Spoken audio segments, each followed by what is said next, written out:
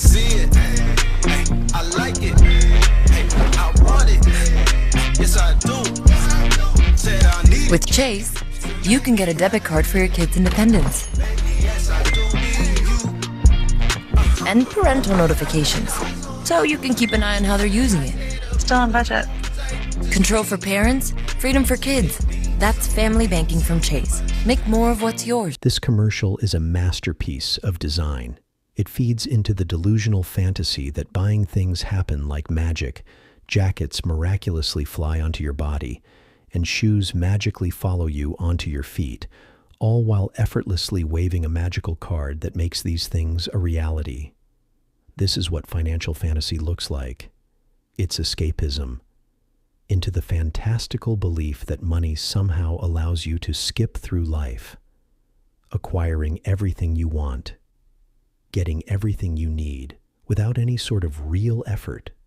A Mary Poppins-like magical credit card, that magical device, a portal to instant gratification. It is a commonplace domineering narrative that saturates a predatory capitalistic society.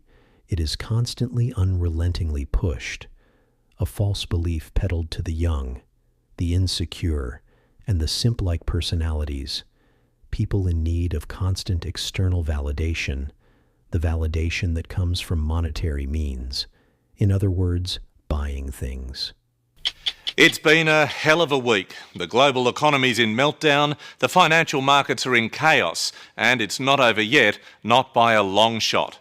Basically, greed, dodgy loans and bad debt are to blame. So you'd think we'd all be a bit cautious with our credit cards. Some of us may be, but they're young, reckless, and they've racked up an astonishing $60 billion of debt. New cars, new clothes, new toys, no problem. Just whack it on the card. These kids have never known tough economic times, so they think they're invincible. But now they're in for the shock of their lives. Appearances, status, clothing, beauty products, individuals who crave these things are easily sucked into the illusion of financial fantasy. Everything about this commercial is masterfully done in order to push that narrative, even the lyrics themselves. If you look at it, or carefully designed to get your financial blood pumping, the lyrics explain perfectly what you're seeing here in this commercial. I see it. I like it. I Want It, song by Shirley Ellis. It says, From the moment I laid eyes on you, this is what I said. I said, I see it, and I like it, and I want it. Yes, I do. I need it to make me happy. Like the mystical siren songs that called sailors to their death with their beautiful melodies, the lyrics do the same to those who want to remain fiscally sound. It beckons to your primal desires. The lyrics whisper to your deep-seated insecurities, the insatiable hunger to have more things, a materialistic lifestyle that validates your life. But this is no fantasy. In fact, it's quite the opposite. It's your financial nightmare. So as it turns out, the student loans that I've been paying $1,500 a month for 2 years have a 17% interest rate. So what I thought I've been paying off for all this time, I'm actually, I owe more than what I started off with. And this is why debt is running astronomically out of control right now. Because of this fixation on financial fantasy, a misplaced belief that you can spend without consequences, charge your card with impunity, and your desire to have financial freedom is just one credit card swipe away.